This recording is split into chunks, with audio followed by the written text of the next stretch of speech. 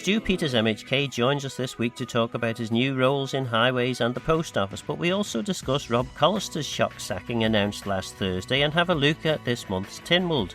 Health member Tanya August Hansen MLC was due to join us but pulled out of the programme at the very last minute. If you heard my promo for the show, you'll have spotted my irritation at this, but Tanya has subsequently spoken to me, explained her decision and agreed to appear on a future show. I know that she has been busy since she was elected to Legco about 5 years ago, and I'm sure we all look forward to hearing what she's been up to.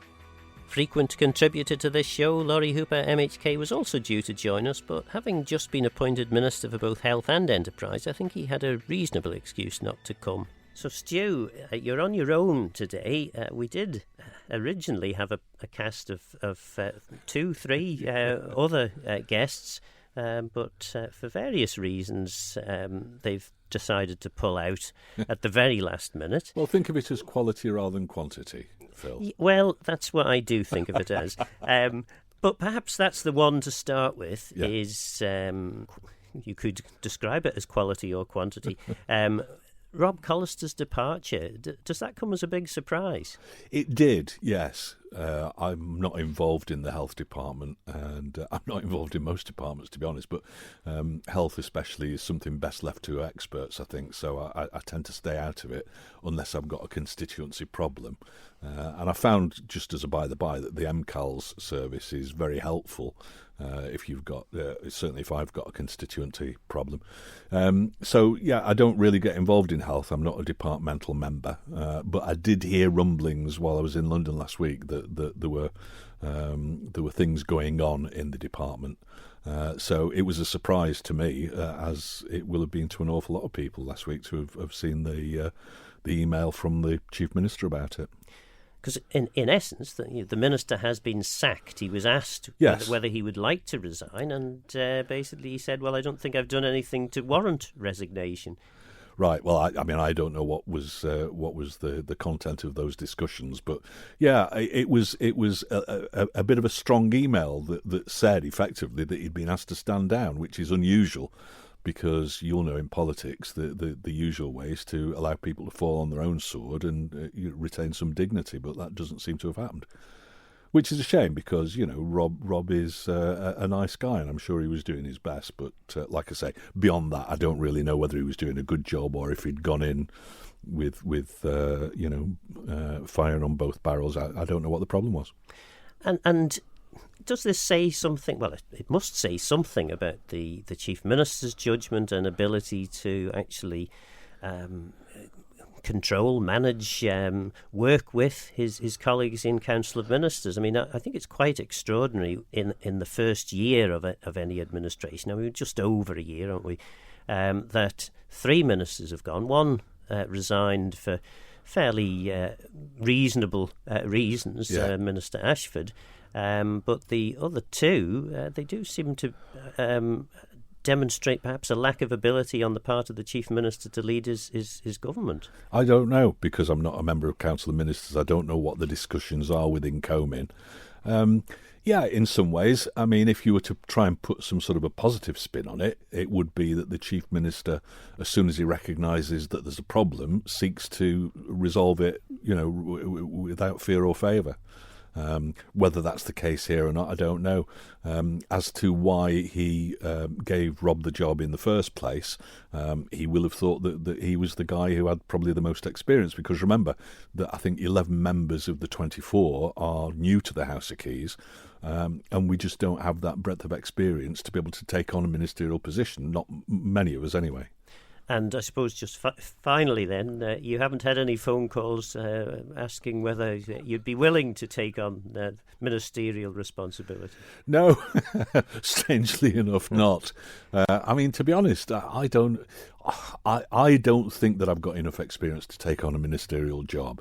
I mean, you look at people like Jane Poole-Wilson, who is also new to Keys, but she's got some years on Legislative Council, so she knows how the system works. So she was a minister right from the off as a new member. But I'm not. I mean, I've watched Tynwald from the outside for 20 years, but it's a whole different beast inside. So I don't know that I've got the self-confidence to put myself forward for being a minister. minister.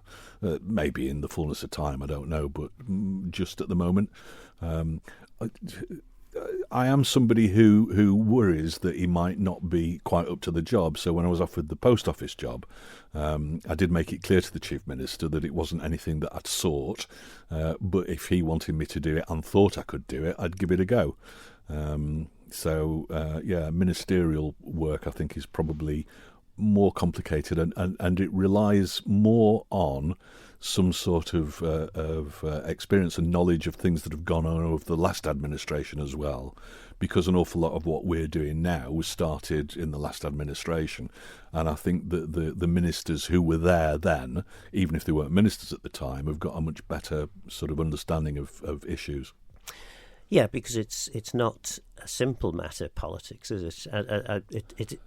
Well, I don't know. You tell me from your sitting my side of the studio to the side that you're now on, as a journalist, a presenter on Manx Radio. No doubt you would have reached a view as to how difficult or easy it was being a member of the House of Keys. Has that view changed in the course of the last 12 months?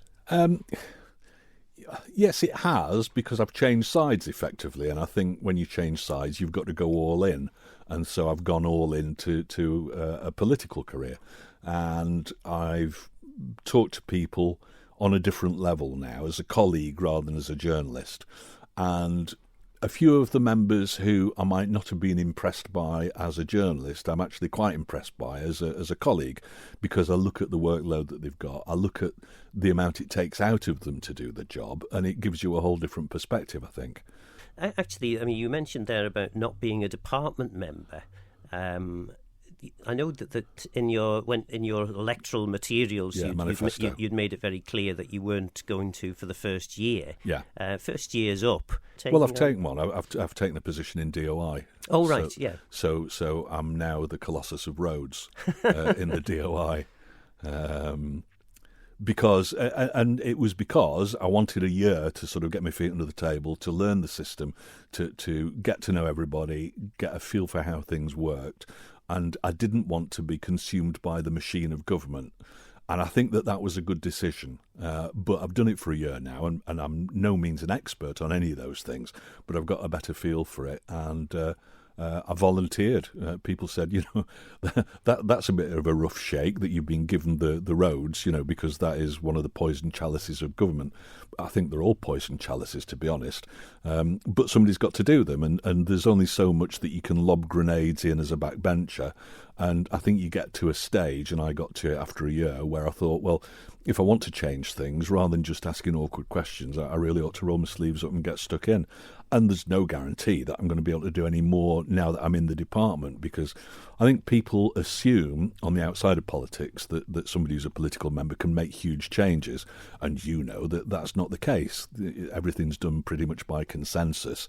Even decisions on which roads get rebuilt, generally speaking, has got a chain of command, and half a dozen people have got to sign off and say, yes, this is a good idea, and yes, we've got the money for it or whatever. So it's not just a case of, I can get the A5 resurfaced because that's the road that I travel on most.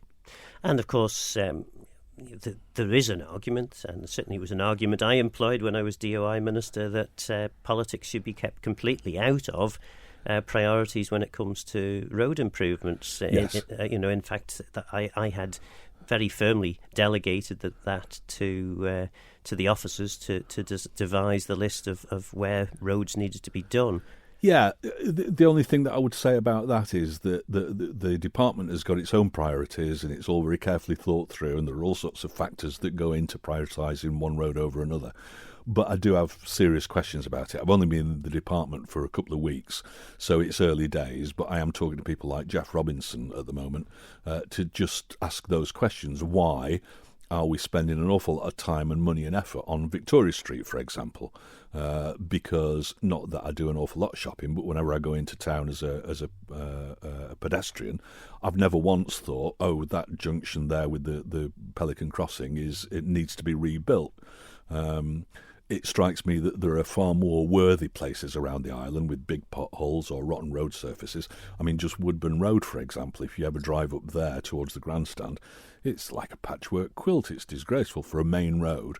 And I would have thought that that would take priority over something like Victoria Street. But the answer I got is, well, this isn't a sudden whim. This has been on the cards ever since we redid Strand Street and Duke Street. And this is just the final part of that jigsaw. So even so, I think if I was benevolent dictator for life, I would have said, forget that, that's fine, it works. Might not be perfect, but it's good enough. Let's get on to the things that are really quite broken. And of course, therein lies the problem with DOI particularly, I think, that there are so many competing priorities. If it was just down to the quality of the road, how many years of life is left in the road, that would be one issue. But then in relation to things like the example you've just raised, there is an argument which is employed by people in the economic development area that would say actually the centre of town has to look smart and tidy, and therefore we have to have our roads infrastructure looking smart and tidy. And then you have other competing interests as well in relation to safety matters well, that's one of the things about being a politician, Phil, and I'm preaching to the choir here, but it's a case of the possible, and it's a case of looking at the knock-on effects, because people will all say, oh, we need to do this, and it's like, okay, well, if we do that, that's going to affect that, and people often don't look beyond the immediate, we need to resurface that road. Well, if you do that, that means that people aren't going to be able to use it. That means we're going to have diversions. The diversions aren't terribly good roads, and that's going to cause log jams, and people aren't going to be able to get it. So it's all these unintended consequences, really. And I think I'm probably getting better at looking at things like that. I mean, if I had to say, and I can only base this on roads that I use, so the Mount Murray back lane that goes through to the Braid Road, for example, again, it's a patchwork quilt. It's a very narrow, mostly single-track road that quite a lot of vehicles use, but not enough to make it a priority. So the fact that it irritates me every time a suspension bottom's going over the patchwork quilt of potholes and things like that, especially around the golf club, it's just that. It's an irritation, but it's not such a busy road that it would justify bumping up the list. The other area that you have responsibility for, of course, is the post office. Yes. And obviously the various jokes about Post and Pat have all been had and gone, so I won't stray there. But you do have some items on the Tynwald Order Paper, which we could perhaps talk about. But I suppose to start with, chairman of the post office, was that something you'd ever expected to be? Never, no. The Chief Minister approached me and said, we because of a ministerial move around now, we need somebody to chair the post office. I said, and why are you telling me about it? He said, well, have you considered it? I said, no. And I think he was a little bit crestfallen that, I wasn't beating his door down to get the job because I'd never even thought about it. And he said, well, if I offered it you, would you take it? I said, well, if you think I can do it and you want me to do it, and, then I'll do it. So it was that loose, really. And in relation to that, then, what have you learned by being chairman of the post office that perhaps you wouldn't have known or realised from the outside? Well, a lot about the post office that people just don't think about, and it's facing all sorts of challenges at the moment, not least the fact that nobody sends mail anymore, nobody sends post anymore, and that is the cornerstone of the business. That's what supported the business for the last however many years, and nobody sends letters anymore. So that part of the post office's business is in rapid decline, whereas parcels are going up, and this is this inevitable move towards online shopping, which is a whole different argument, but people are doing it. So, and it's quite funny that most of the people who say that we ought to shop local are the first ones to get onto Amazon and buy the latest widget. So it's been learning things like that, and the fact that the post office is operating the parcels business, which isn't a monopoly like Post. So the parcel business is having to compete, but it's not competing on a level playing field. It's got an arm tied behind its back. The post office is a very responsible employer, so it pays tax, national insurance, like all the rest of it, holiday pay, sick pay, pensions to its staff. And that's, that's as it should be. But it's competing against people in the gig economy, which is, people who've got a couple of hours a day to spare and they've got their own car. And for so much per parcel, they'll deliver things from the distribution centre, and then they are not subject to employers' national insurance. They're not employed as such, so there's no sick pay, no holiday pay, none of those things, no pension contribution, and it makes it incredibly cheap to do that. So the Isle of Man Post Office is trying to compete in that market with one hand tied behind its back, and it's things like that unless you're involved in the business, you don't really think about. Post Office has always been there. It's one of the most trusted organisations on the Isle of Man, thankfully. I think that the police and the government would give eye teeth to have the trust levels that the Post Office enjoys. And so, people are used to it and it just works and nobody really asks any questions. But a lot of people don't realise what goes behind all that. We had the thing a few weeks ago about the golden postbox in Onken, for example, which was resolved instantly, as I recall it. So, the post office is there to offer a public service and it's there to do things that the public wants where it can. One of the other problems that it's got at the moment is because of the decline in letters, it means that it is not as attractive a business for sub-postmasters and sub-postmistresses, because their deals are usually a fixed amount of money to operate the service and then an amount of money based on their turnover. So as the turnover goes down and incoming parcels, for example, don't generate anything or very much for them, it means that their business is less and less viable. So, for example, the sub-postmaster mistress in Laxey and Kirkmichael have said that as of Christmas they're finished with it. So we've had an expression of interest out, which closed this week, for people who might want to take over the Kirkmichael operation. But it is likely it wouldn't be in the present premises, because a standalone sub-post office is not something that is probably terribly economically viable unless it's in a very populated area. So we're looking at Post Light or whatever, where we rethink the way that we do things. And because we don't like change in the Isle of Man, everybody's absolutely set against that. But it is an inevitability. Yes, I mean, whenever there's talk of closing a post office, there's a very strong reaction from the local community, who all believe that they want the post office. Yeah. But as is evident from post office figures, certainly even when I was still in government, the footfall has decreased quite significantly, and people are using internet and various other means to access stuff they used to do through the post. I've always had at least one car and at least one motorbike, and sometimes in good times I've had more than that. And I always used to go and tax them at Phil Braidwood's on Windsor Road. And you could have a nice little chat with Phil and sort of a bit of banter and all the rest of it. It was all very pleasant. And they'd check your insurance and like that, and you come out with a shiny new tax disc. Now I get a letter through the post that says, here's the code, go to the secure website and give us your money and we'll post one out. I mean, why wouldn't people do that, given the option? And I appreciate that there are still people in the community who haven't got computers, don't want computers, don't do anything online, don't want to do anything online. But those people are getting fewer and fewer. And what we've got to look at is the majority of people.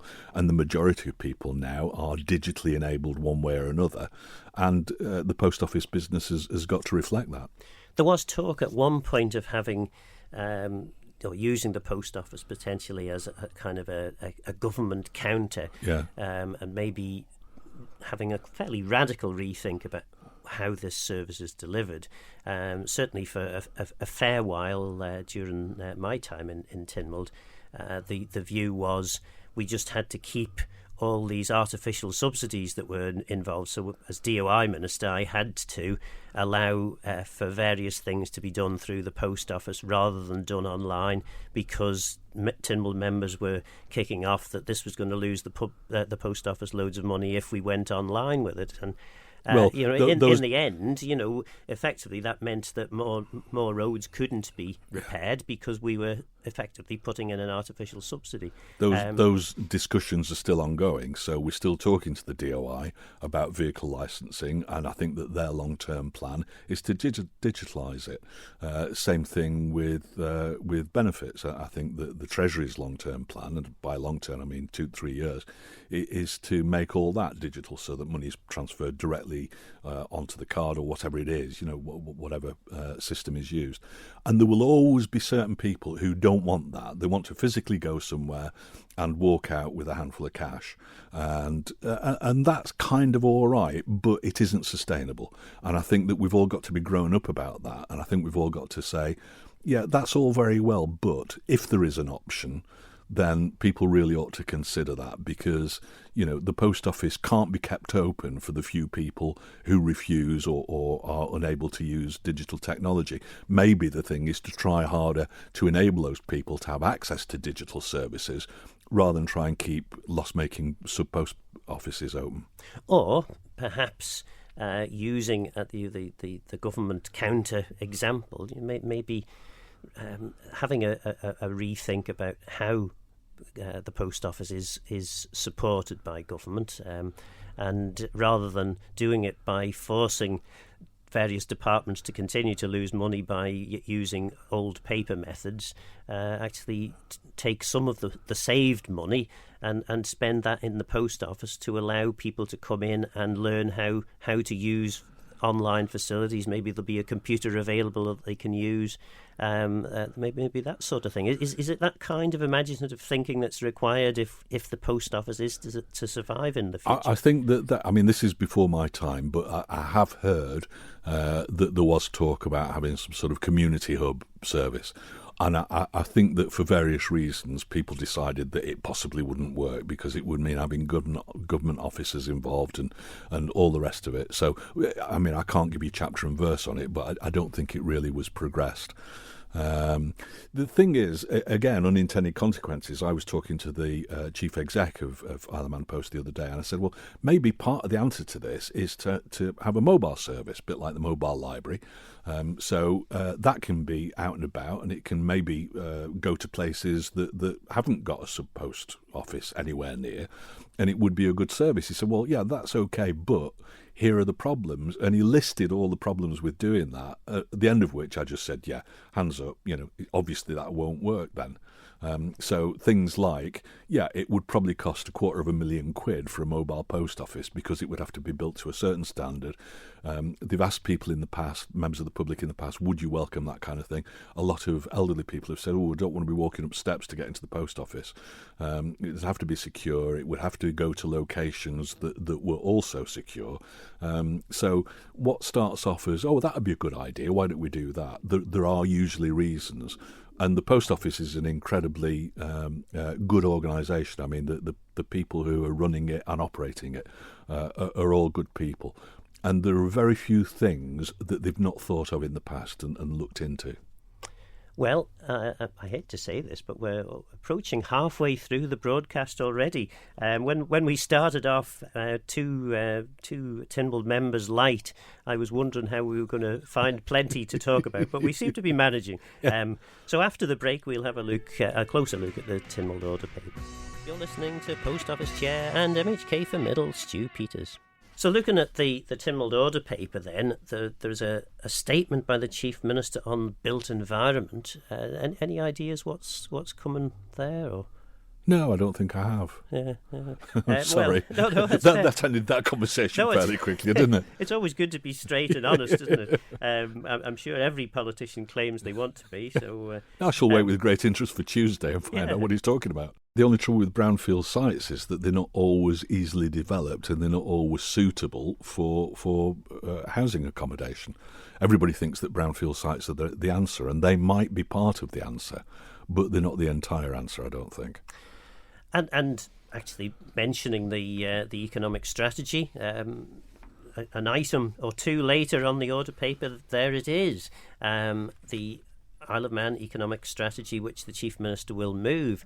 And of course the highlight, mainly because Council of Ministers decided that this would be a headline figure, is this 15,000 population increase. Yeah. It was the one area within the economic strategy which had a mixed response. Yeah. And I suspect... we don't like come-overs is the problem. Well, I don't know, is it that, or is it we don't like to have houses in our backyards? We don't like change. We don't like come-overs. We're all a little bit NIMBY-ish, I think, and people at home will be shouting at the radio now that I'm not a NIMBY, but an awful lot of people are. So on the doorstep this time last year, when I was trying to get when I was canvassing for votes, I was saying to people, what's important to you? Well, we need a lot more housing for younger people. You know, I've got children and they're going away to university, and when they come back, there's no way they can afford a house, so we need lots more housing. And it's like, okay, well, if we built an estate behind, well, we don't want one there. And it's it's that strange thing where everybody says we need something, but then when you say, okay, well, this is what we're going to do, it's like, no, you can't do that. Ridiculous. And there have been some fairly imaginative solutions developed to this in other parts of the British Isles, where communities are more directly engaged in the process of deciding what number of houses they want in their area and where in their area do they want that to go. We seem to be very much led by the planning department as to how all this should be done at the moment. Well, and people would say the developers, you know, we're led by the developers. All that I know about it. I mean, one of the things I've got to say, Phil, is that since I got into politics, my brain has expanded at an exponential rate from being a broadcaster, which I'd been doing for 20 years, and I was very comfortable with it. But I've had to learn an awful lot of new skills and learn about 1,000 different things. So my brain has now expanded to the size of a pea. But having said that, there are certain things that I take a particular interest in, and there are a lot of things that I leave to the experts. So housing, whilst I'm interested in it to a point, I think that Chris Thomas is doing a great job there in terms of housing. And there are other things, you know, finances, treasury stuff, leave it to them. They're the experts. I'm relatively innumerate. So there are things that that don't really come up on my radar. Next item on the list then is the Isle of Man Post Office annual plan, which presumably is your first official duty as chair of Post, is it? Well, I think I answered a question about the Post Office. Right. But yeah, it's the first time, and the official wording is it's the first time that I've tried to pass a motion, I think, but that sounds a bit grim. It's the first time that I'm going to propose a motion. So I think the idea is that I get up, give a bit of a speech about what it is. The report itself has been on the Tynwald Register of Interest for, I think, 6 weeks. So people have had plenty of time to read it. I stand up, give a bit of a speech about what it is and what it's there for and all the rest of it. Allow members to have a say in Tynwald Court, and then kind of round it up at the end and try and get the motion through. So yes, it's another new skill for me to try and do that. I just hope that I'm not the first MHK ever to fail. And what are the highlights of the report? Is it business as usual or continued decline? It's not. It's very much a case of the Post Office, like I said earlier, is a very dynamic organisation because it's operating in a very difficult business. Now, that's not to say that it's all doom and gloom. There are opportunities as well as problems. And the management team is working very hard. The board is full of very smart people, and it's working very hard to try and identify opportunities and to think of better ways of doing things. And so the report goes into detail on those. I think that the report before this was laid in 2017 and runs out this year, and we've kind of extended it to 2025. So in the post office business, what is really important is as much certainty as possible to base forecasts on, and to base the business on, and to base contracts on. So if we can have any sort of certainty, then that's obviously what the company wants to do. I mean, the thing about the post office that you've got to remember is that, round about the time that Moses was handed the Ten Commandments, the post office was handed some commandments from Tynwald and Council of Ministers. And the first one, and the most important one, is you shall operate as a commercial concern. And the second one was you shall do your best, make best endeavours to try and make a profit that comes back into Treasury for other things. So those are the two overriding objectives of the board of the post office. And what we need is a clear steer, I think, from government about how they are happiest for us to do that. Okay, and are you going to invite said opinion during your opening remarks in relation to this matter, or are you just going to stick to the annual plan? No, I'm going to stick to the annual plan, because the post office itself has just concluded, or it's just closed a public consultation, which has had a pretty good response. A few people got in touch with me and said, it's supposed to be 15 minutes. I've been 25 minutes on this.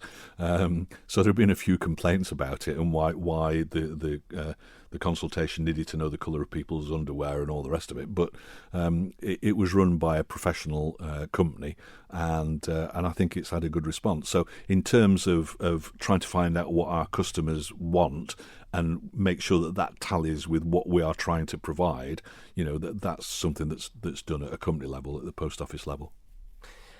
So then the next item on the Tynwald Order Paper is the report of the Select Committee of Tynwald on footpaths, bridleways and green lanes.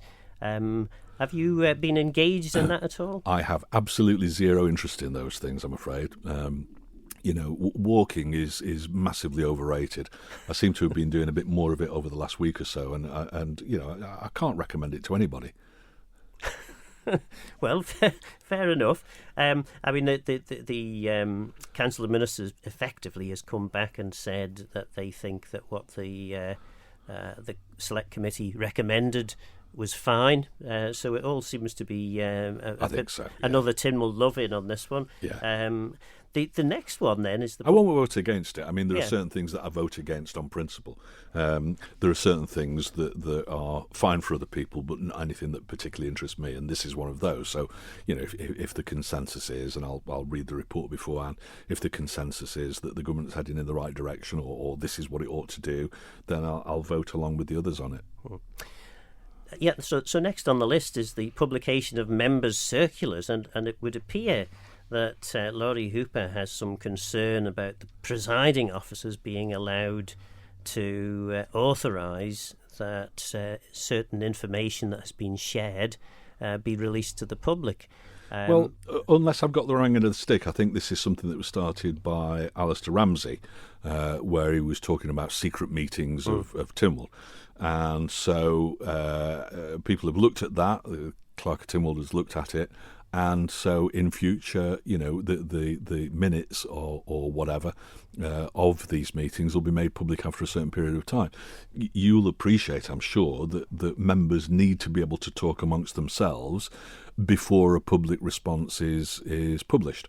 So I think there is a lead time between members talking about something or being briefed on something and that information getting into the public domain. I think that's the right thing. And I think there are still certain things that might not be right to go into the public domain, things like commercial confidentiality, for example, where people are named or whatever. So there will be exceptions to that, and I think that there is a mechanism in there for that to happen. It does seem a bit extraordinary that, in essence, a minister is questioning the ability of the presiding officers to be able to pass judgment on those sorts of matters, though. I don't really know. I mean, that's the whole thing about a democracy, in that any member can ask anybody any question, I suppose, about things. So if Laurie's got concerns about it, I think it's important to raise them. And unfortunately, Laurie was unable to join us last minute. So we can't. Well, you would have had two ministers for the price of one, wouldn't you? Well, we would. Yes, we would. Yeah, I wonder if the fee goes up if you've got two. Oh no, there is no fee. That's it, yeah. Well, I think there is a fee actually. Yeah, but anyway, that's by the by. So that's that one. Then the other one that I had hoped. This is why I'd asked Laurie and Tanya to join us, and they had agreed. Was in relation to a general debate about the committee system. I spoke to the Speaker of the House of Keys, Ewan Watterson, and he said words to the effect of "nothing to see here, move along, please." But obviously, Tanya and Laurie seem to have some concern about this. Are you aware of any concerns about the committee system? No, not particularly.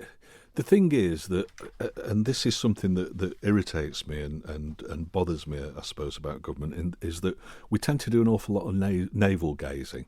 And in my view, if something's fixed, then don't try and break it. If something's not broken, don't try and fix it. And I don't know that the committee system is broken. I've not heard anybody else saying that they've got concerns about it. And I just think that we could spend our time better trying to get on with real problems than looking at the systems within government.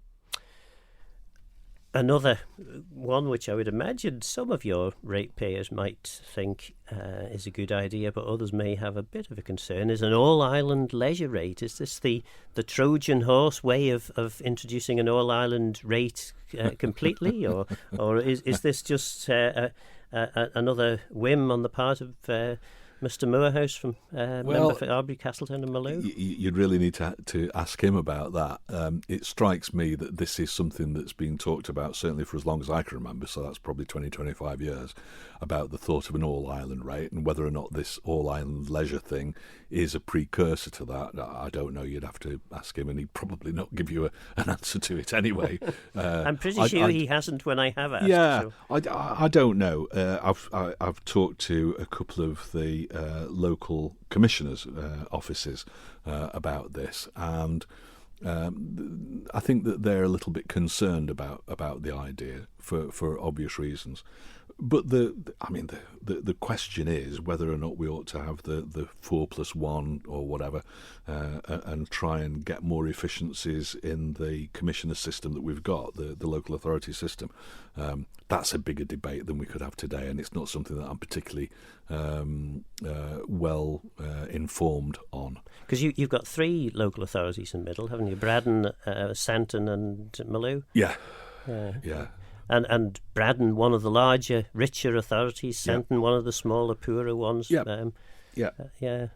And doing a good job as well. I was invited down to the opening of the new flats on the at Union Mills a few weeks ago, and it's just magnificent. They've done a cracking job there. Also, they're building a big new leisure centre up at the hospital site, which is it's all very exciting. I don't know that we've built anything in Santon for donkey's years. It would. I mean, that's a load of motions to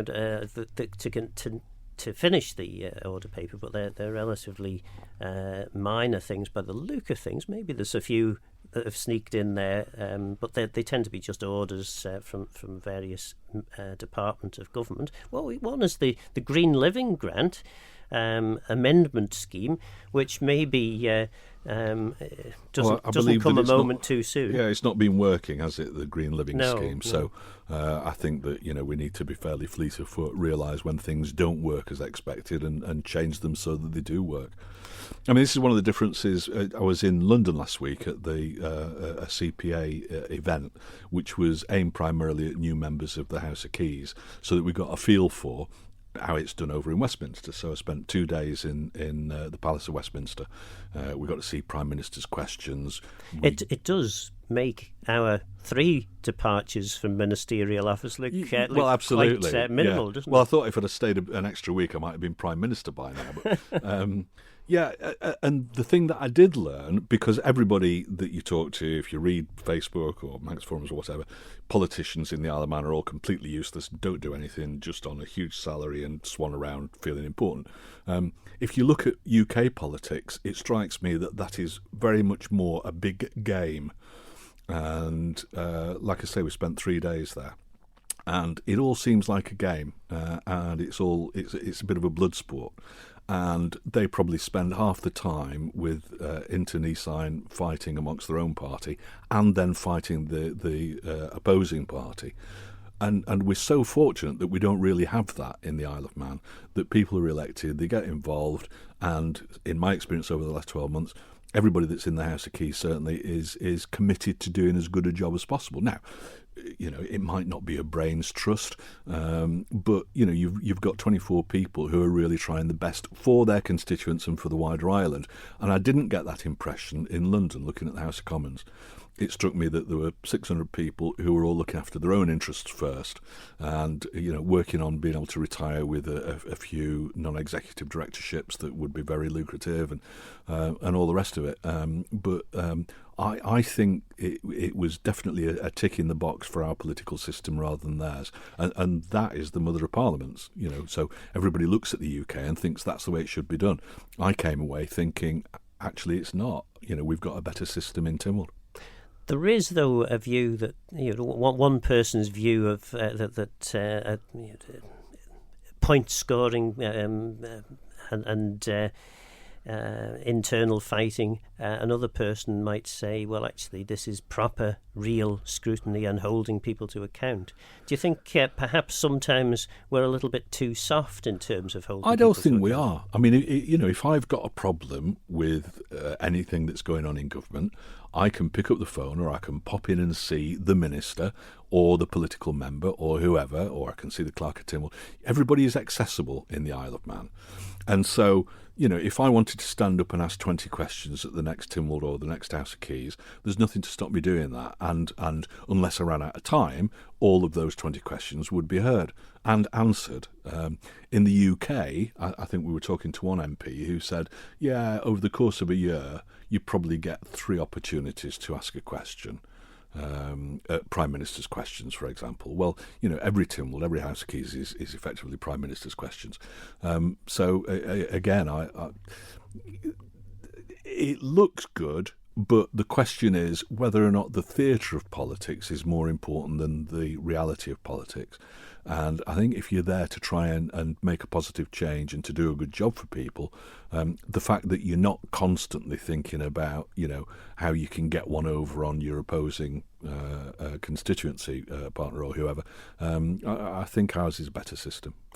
Is it, though, as one former politician of long standing and reasonably popular standing, would have said a bit too clubby, matey. And are you now one of the club and one of the mates? Am I part of the one-party state by patronage? No, and that's an accusation amongst many that have been levelled at me since I got elected as an MHK, that, he's gone inside the tent now, and all the promises that he made in his manifesto, those will all be forgotten. And that is absolutely not true. I've done exactly what I said I was going to do. The problem, and I'm sure I've said this to you before, is that when you actually get involved as an MHK, the irritation of the whole thing is that it's like treading treacle. There is no quick fix. There is no way I can go and knock heads together and make a change immediately. It's all got to be by consensus.